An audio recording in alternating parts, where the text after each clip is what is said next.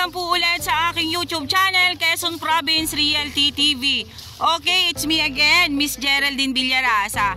Andito pa rin po ako sa bayan po ng San Andres, Quezon. Meron pa rin po akong ilulocate na isang property. Siya naman po ay 2.3 hectare along Barangay Road. Yan po natututukan na yan ng aking camera. Yan po yung Barangay Road na papunta po dito sa property. Mula po doon sa National Highway hanggang dito po sa property na to. Mula naman po doon sa National Highway hanggang dito may layo po siya na nasa kulang-kulang 1 kilometer po. Then ang property po ay eto na. Ayan po siya. Dito po sa side na to, ayan makikita po ninyo, dito po ay pantayin po yan. Then ayan po ang kabilang side naman. Ayan po siya. Yan pong natututukan na yan ng aking camera. Ang pagitan naman po dyan ay ang nyug pong yang maliit na aking tinuturo. Yan po ay papunta doon. Yan, dati po nung ito po ay pinuntahan ko, yan po ay may tanim silang mga mais dito. Ngayon po ayan, inararo na naman po nila para po ulit pagtaniman ng mga gulay. Nung nakaraan po yan, yung side na yan ay baling huyan. Ngayon po ay na-harvest na po nila tatay. Okay po. Dito po sa bungad pa lang, ayan, may fruit bearings na po tayong nakikita. Meron na po ditong Indian mango at ati sa side na to. Ayan. Then ayan po, meron po sila ditong bahay. Yan, kasama pa rin po yan sa 2.3 hectare. Ayan po, yan pong gilid na yan po yung gilid ng Barangay Road. Ayan, pag ganyan po siya. Then, ayan. Ayan po, more or less po ay nasa 400 kapuno po ang nyug nito. Dun po sa taas na yun ay medyo po overlooking. Ito po ay, nakita ko na rin po ito dati. Nabisita ko na po siya. Nga lang po hindi ko lang po na vlog. Binisit ko lang po itong property na to. Kaya po ito ay tanda ko talaga. Ayan, dito po sa side na to ay may mangga.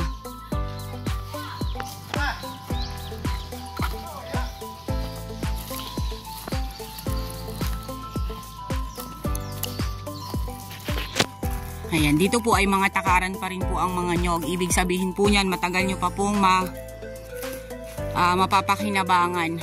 May mga pangilan-ngilan po siya na medyo naapektuhan po ng tag-init. Kaya maliliit yung buo niya. Pero meron din naman pong mga malalaki.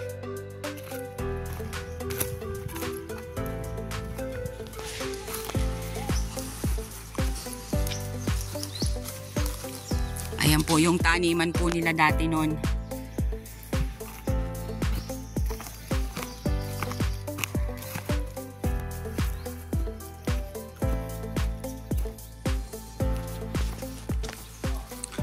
Ito po yung maraming Jimmy na dati.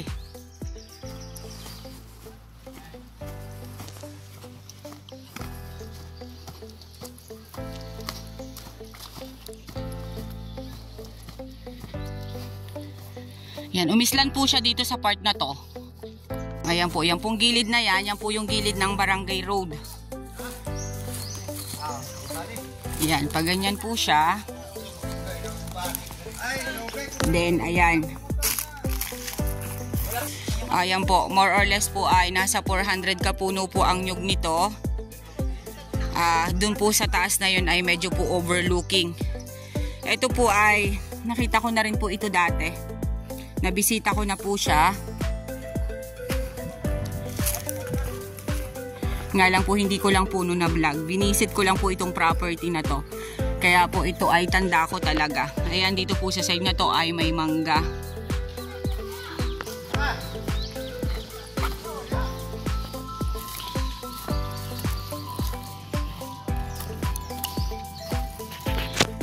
Ayan, dito po ay mga takaran pa rin po ang mga nyog. Ibig sabihin po niyan, matagal nyo pa pong mapapakinabangan. May mga pangilan-ngilan po siya na medyo naapektuhan po ng tag-init. Kaya maliliit yung buo niya, pero meron din naman pong mga malalaki.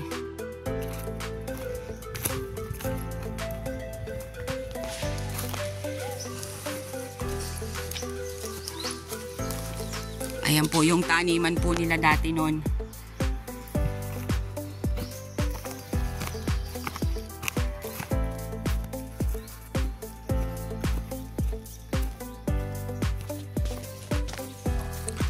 Ito po yung maraming Jimilina dati.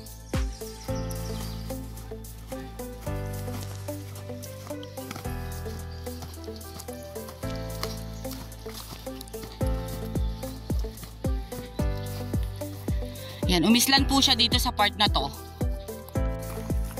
Yan naman po yung kabilang side. Ito po yung medyo patlang-patlang ang tanim.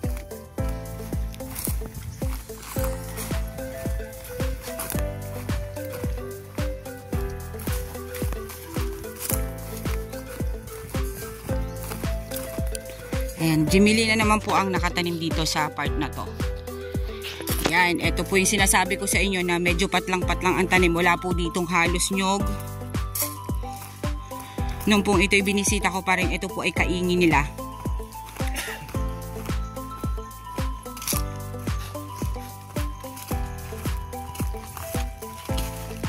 Yan, yung mga Jimilina pong yan, kasama pa rin po yan sa area. Ang source po ng tubig dito is balon. Pero hindi po dito mahirap ang tubig. Yan, kasama pa rin po yung mga yan sa 2.3 hectare. Medyo po nagpaputol na pala sila kasi nung nakaraan pong punta ko dito, marami pa po yung malalaking puno ng Jimilina. Ngayon po ayan, meron pong ilang peraso na pinutol si seller. Siguro po ay kakailanganin. Ayan, ito po yung side na medyo walang tanim.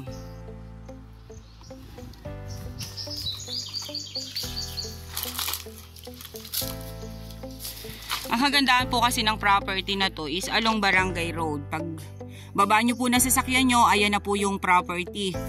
Then, hindi po siya kabundukan talaga na tulad po nung ibang nabablog ko. Ito po ay mas lamang po nito ang flat land. Pero dito po talaga sa San Andres, Quezon, halos lahat po ng property ay flat. Bibihira po dito ang bundok. Yan naman po yung kabilang side. Ito po yung medyo patlang-patlang ang tanim.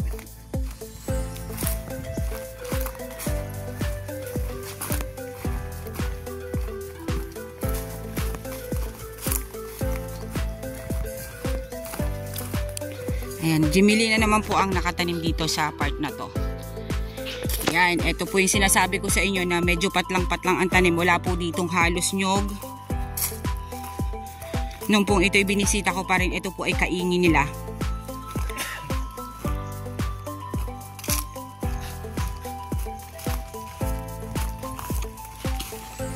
Yan, yung mga Jimilina pong yan, kasama pa rin po yan sa area. Ang source po ng tubig dito is balon. Pero hindi po dito mahirap ang tubig. Yan, kasama pa rin po yung mga yan sa 2.3 hectare. Medyo po nagpaputol na pala sila kasi nung nakaraan pong punta ko dito, marami pa po yung malalaking puno ng Jimilina. Ngayon po ayan, meron pong ilang peraso na pinutol si seller. Siguro po ay kakailanganin. Ayan, ito po yung side na medyo walang tanim.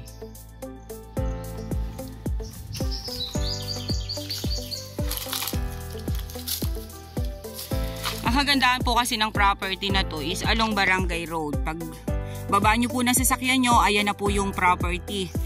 Then, hindi po siya kabundukan talaga na tulad po nung ibang nabablog ko. Ito po ay mas lamang po nito ang flat land.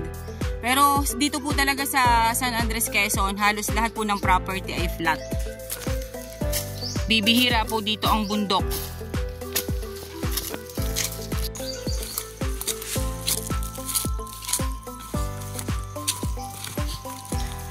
Babalik po tayo doon sa ating pinagmulan.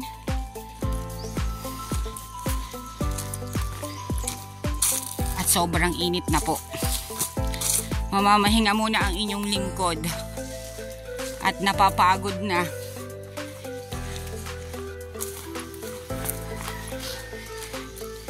Katamtaman pa lang po ang mga nyug niya, oh. Matagal pa po ninyong mapapakinabangan yan. Yung iba po kasi, pag medyo matataas na yung nyug, magtatanim na po sila sa ilalim. Yun po yung tinatawag dito sa amin sa Quezon na panulib na. Kasi once po kasi na tumaas na yung mga nyug na yan, puputuli na po yan. Then, meron na po siyang kapalit sa ilalim. May maliliit na. Kaya hindi po matatagalan, meron na naman po ulit na ma-harvest na coconut or kopras.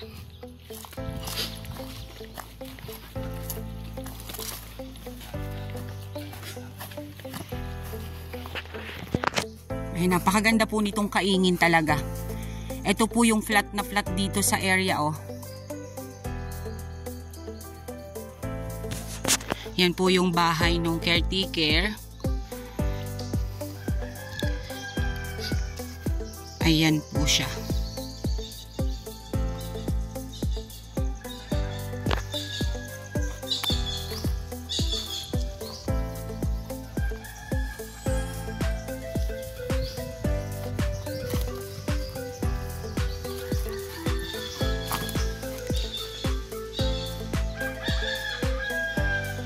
Yan pong naiikutan na yan ng aking camera, kasama pa rin po yan sa 2.3 hectare.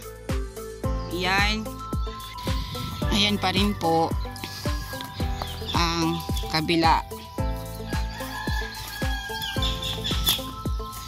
Ayan, pantayin po talaga dito sa side na to. Yan.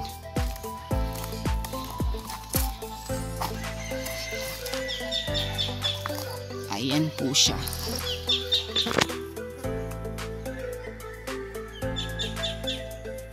Okay guys, sabihin nyo na po ang property namin. Dito po ito sa San Andres, Quezon, 2.3 hectare along Barangay Road. Mula po doon sa National Highway hanggang dito po sa property ay kulang-kulang po siyang 1 kilometro ang layo niya. Then yun naman pong nakapropose na Barangay Road is nadadaanan na po talaga siya ng mga sasakyan, nadadaanan na po siya ng 4 wheels kasi pantayin naman po talaga yung daanan niya. Then ang nyug po niya ay more or less po is 400 kapuno. Then nakita ko po sa kanya kaninang fruit bearing is mangga at atis. Then halos po ay flat land. Ang source po ng tubig ay balon. Ito pong part na to ng property na to ay maamo po ang tubig. Then kita po ang dagat dito sa property. Okay po, ako po ulit ang inyong site locator, si Miss Geraldine Villarasa. Muli po akong maglalambing. Paki-like and share po ng aking mga vlog and pa-subscribe din po ng aking bagong YouTube channel, Quezon Province Realty TV. Okay po, yung pong aking number sa WhatsApp and Viber, makikita nyo po sa inyong mga screen. Ako po mismo ang inyong makakausap at ang aking pong Facebook account, ayan din pong Geraldine Villarasa. Okay po, once again po, thank you po for watching.